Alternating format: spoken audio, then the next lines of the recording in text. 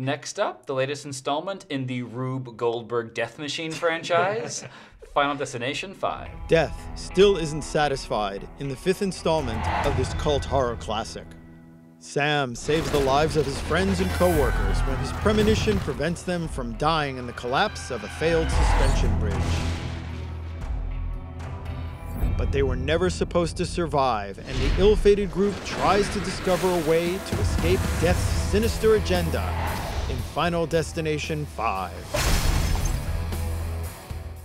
Salim, Tyler, you've just seen it? Indeed. Start us off. Oh, where to start with Final Destination 5, or FD5 for all you cool kids out there. Are you serious? Yeah, I'm serious. It's disgusting, it's stupid, it's extremely pedestrian, but it's actually a lot of fun. Now, the makers of this franchise know exactly what kind of movie they're making.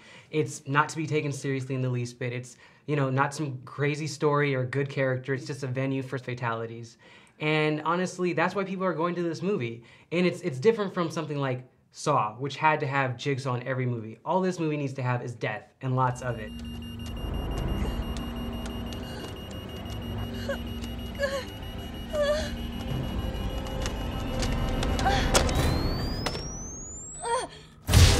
It's really audience participatory. It's great to try to assume what the deaths are gonna be, or try to guess and figure it out. And it's great. It's very much like Rocky Horror Picture Show or something like The Room, just without all the makeup and spoons. And the 3D was serviceable. I mean, good for this type of movie. It was very gimmicky, coming straight at your face, but I liked it.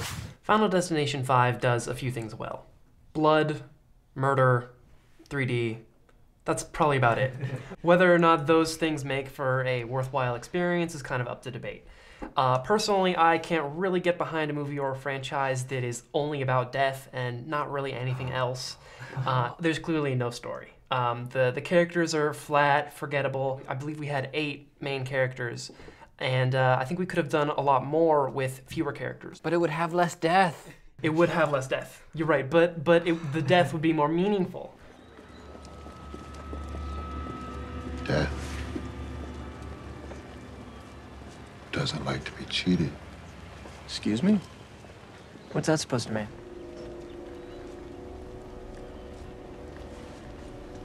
You all just be careful now.